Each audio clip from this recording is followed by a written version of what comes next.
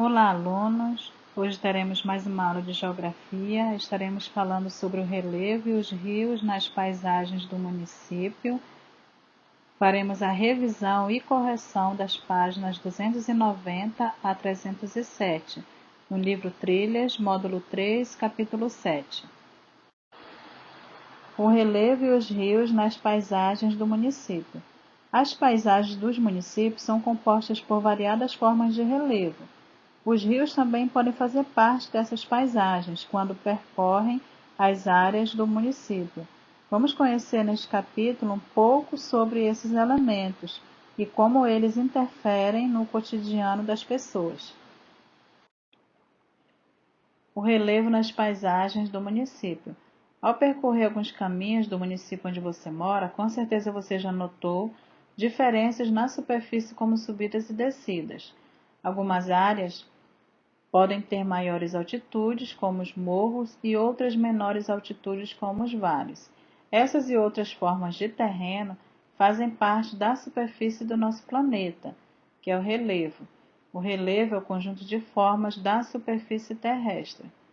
Algumas partes urbanas dos municípios ocupam áreas mais íngremes, ou seja, áreas que têm grande desnível, e, em geral, nesses casos, muitas moradias são construídas em áreas de morro. Outras cidades vão ocupando áreas com relevo mais plano. E o que é altitudes? Altitudes é a distância de qualquer ponto da superfície da Terra em relação ao nível do mar, e íngremes que têm grande desnível. As formas de relevo também tornam as paisagens rurais diferentes umas das outras. Em municípios onde o relevo não é muito íngreme, podemos observar paisagens rurais com extensas lavouras.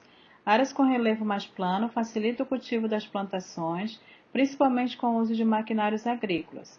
Já em municípios com relevo mais ondulado ou muito íngreme, é necessário o uso de curvas de nível, que são técnicas que minimizam o escoamento das águas das chuvas sobre o solo, que geralmente carrega consigo nutrientes e sedimentos. O relevo, ele é um dos elementos que torna tanto as paisagens urbanas quanto as paisagens rurais diferentes umas das outras. Vamos fazer a correção das atividades da página 294. Na parte de cima, você deverá colocar a data e também deverá ter em mãos lápis de borracha e uma caneta vermelha para fazer as correções. Se caso errar alguma questão, deverá apagar e refazer novamente. Vamos para a primeira questão. Relacione as fotografias às frases correspondentes. Área rural de relevo plano propicia ao uso de máquina no trabalho como a lavoura. É a fotografia B. Parte urbana de um município ocupando áreas de relevo mais íngreme. Fotografia A. A igreja está localizada em um ponto elevado do relevo. Fotografia A. Grande extensão de lavoura em relevo plano. Fotografia B. Agora vamos ver sobre a ação dos elementos naturais nas formas de relevo. O relevo ele pode ser transformado pela ação de diferentes elementos naturais, como vento, água, animais e raízes de plantas. Podemos observar nesta imagem a formação rochosa do Parque Nacional Serra da Capivara, em São Raimundo Nonato, Piauí. Foi moldada pela ação de forças da natureza, sobretudo pelo vento. Logo mais embaixo, o cânion, que é formado no Rio São Francisco, em Capitólio, Minas Gerais. Foi moldado pela ação de forças da natureza, principalmente pela água. O cânion é uma formação rochosa composta por extensos paredões esculpidos pela erosão. E algumas ações da natureza também podem transformar o relevo rapidamente, como a ocorrência de um terremoto ou a erupção de um vulcão. Ação do ser humano nas formas de relevo. O ser humano também transforma o relevo de diversas maneiras para atender às suas necessidades. Nas cidades e nas áreas rurais é possível encontrar exemplos de formas de relevo alteradas pela ação do ser humano, como construções de represas, aterros, túneis ou estradas, e atividades econômicas, como a produção agrícola, pecuária ou a extração de minérios. Os deslizamentos de terra e a ação solidária. Algumas modificações que o ser humano faz no relevo são inadequadas e podem causar sérios prejuízos para a sociedade. Um exemplo são as moradias construídas em encostas de morros, que são impróprias para se viver, pois apresentam riscos de deslizamento. Muitas vezes, esses locais são ocupados por moradias de pessoas que não têm condições econômicas para morar em outras áreas. E, geralmente, quando acontece um deslizamento de terra, os moradores desses lugares sofrem com perdas materiais, como alimentos, roupas, móveis e a própria moradia, que pode ser soterrada. Além disso, os deslizamentos podem provocar a morte de pessoas que também ficam soterradas ou presas nos escombros das construções. Quando acontecem tragédias como essas, ações solidárias são organizadas por uma ou mais pessoas. Podemos observar neste exemplo uma grande campanha coordenada pelo grupo Salada Solidária ganha força com o objetivo de recolher doações em favor das famílias desabrigadas pelas fortes chuvas que castigaram Manaus nos últimos dias, provocando deslizamentos e alagamentos. Ser solidário é oferecer ajuda àqueles que precisam, sem esperar nenhum tipo de retribuição. A solidariedade é uma ação movida por bons sentimentos em relação às pessoas, principalmente as desconhecidas e necessitadas, independentemente da classe social, religião, cor ou posição política. Nessas duas páginas, 298 e 299, vocês irão responder às atividades. Primeira questão: escolha a sílaba correta para descobrir o nome de um agente transformador do relevo. Depois, ligue-o à fotografia correspondente. Bom, o primeiro agente transformador é a água e a imagem que corresponde é a última da página 298. O segundo agente transformador é o vulcão, para ligar para a imagem do meio. E o terceiro agente transformador é o ser humano, que liga para a primeira imagem, ok? Segunda questão. Leia a manchete a seguir. Afetados por deslizamento de terra em Tefé, no Amazonas, recebem ajuda humanitária. A. Qual é o assunto tratado na manchete? Bom, o assunto tratado é a ajuda humanitária que afetados por deslizamento de terra em Tefé, no estado do Amazonas, recebem. B. Escreva um dos fatores que levam as pessoas a construir suas moradias em áreas de risco de deslizamento de terra.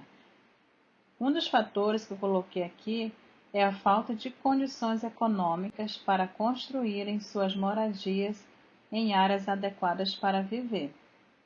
C. Pesquise em jornais, revistas ou na internet alguma ação humanitária realizada após um deslizamento de terra ou outro tipo de ocorrência em que pessoas precisam de ajuda. Anote abaixo as informações pesquisadas. Eu pesquisei na internet uma informação a respeito de uma ajuda humanitária e coloquei aqui para vocês visualizarem. Manacapuru, famílias recebem ajuda humanitária após deslizamento de terra. A Defesa Civil do Estado enviou na quarta-feira alimentos e materiais de limpeza e higiene, entre outros itens, para os afetados por um deslizamento de terra em Manacapuru. Por conta do desastre, o município decretou situação de emergência no mês de março.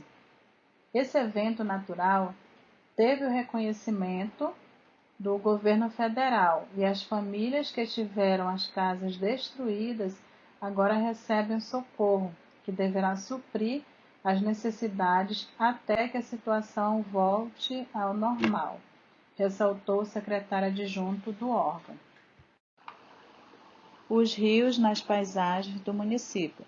Os rios apresentam características variadas, de acordo com as formas de relevo nas quais suas águas percorrem. Em formas de relevo com elevações e desníveis acentuados, as águas dos rios se deslocam com maior rapidez e força. Nesses lugares é comum encontrar cachoeiras ou corredeiras. Já as águas dos rios que percorrem formas planas de relevo se deslocam de maneira mais lenta. Geralmente esses rios têm percursos sinuosos, pois suas águas procuram pequenos desníveis por onde possam fluir. Os rios também são diferentes uns dos outros no volume de água que possuem. Alguns são muito volumosos, outros têm pouco volume de água. Vamos fazer a correção das atividades da página 301. Observe as fotografias, depois assinale com um X a resposta correta para cada item. Então vamos para a letra A. A fotografia A mostra um rio de águas lentas ou com corredeiras? Com corredeiras. B. A fotografia B mostra um rio em um relevo plano ou com desnível acentuado? Plano. C. A fotografia B mostra um rio com curso sinuoso ou com corredeiras? Com curso sinuoso. As partes de um rio. Vamos conhecer as partes que formam o rio e as áreas ao seu redor. O lugar onde os rios começam a se formar é chamado nascente ou cabeceira. O leito do rio é o local por onde as águas fluem. Já a margem é a porção de terra que fica imediatamente em cada um dos lados do leito do rio. Em geral, apresentam matas ciliares, que são vegetações localizadas ao longo das margens dos rios, córregos, lagos e represas, que servem de proteção para os cursos de água. O rio despeja suas águas no oceano, em outro rio, no local chamado foz ou desembocadura. O rio afluente é aquele que despeja suas águas em outro rio, chamado rio principal. É importante preservar as matas ciliares, pois elas protegem os rios e outros cursos de água contra alguns tipos de problemas, como poluição das águas e assoreamento, que é o acúmulo de sedimentos no leito de um rio, como depósito de terra, areia, argila e detritos. Vamos fazer agora a correção da atividade da página 304. Encontre no diagrama abaixo o nome de 5 partes de um rio. Depois escreva as palavras encontradas no quadro e complete com a característica de cada uma delas.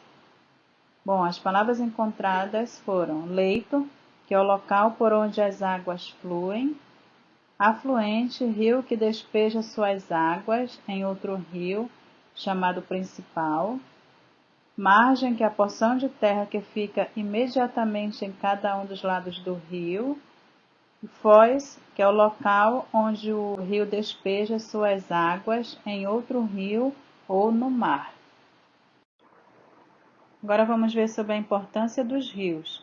As pessoas precisam das águas dos rios para sua sobrevivência e para desenvolver atividades econômicas. Além de serem aproveitados como fontes de água para uso doméstico, os rios são muito utilizados para abastecimento de água, seja para uso industrial, pecuário ou agrícola. No Brasil existe uma grande quantidade de rios extensos, alguns profundos e volumosos. Essas características favorecem a utilização dos rios para outras atividades de grande importância para a sociedade, como a geração de energia e o transporte de mercadorias e pessoas. Vocês podem observar alguns exemplos do uso dos rios nessas imagens. Os rios podem ser aproveitados como fonte de alimento e renda para as comunidades que vivem às suas margens. E na área rural, a água dos rios pode ser canalizada para irrigar diversos tipos de lavouras. Os rios também são muito utilizados para a geração de energia elétrica, sobretudo os que percorrem relevos com desníveis acentuados.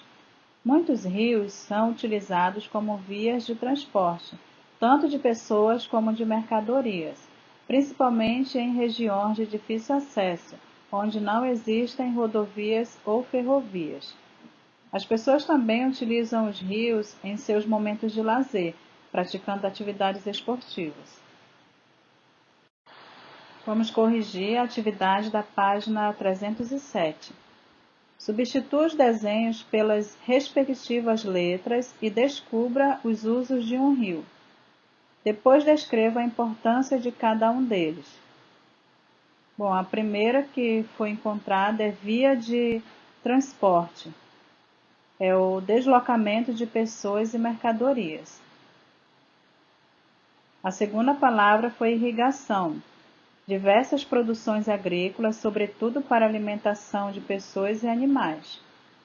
E a terceira, geração de energia, que é a distribuição de energia elétrica no campo e na cidade para iluminação e uso de aparelhos elétricos e eletrônicos nas moradias, nos comércios e nas indústrias. Por hoje é só, até a próxima aula.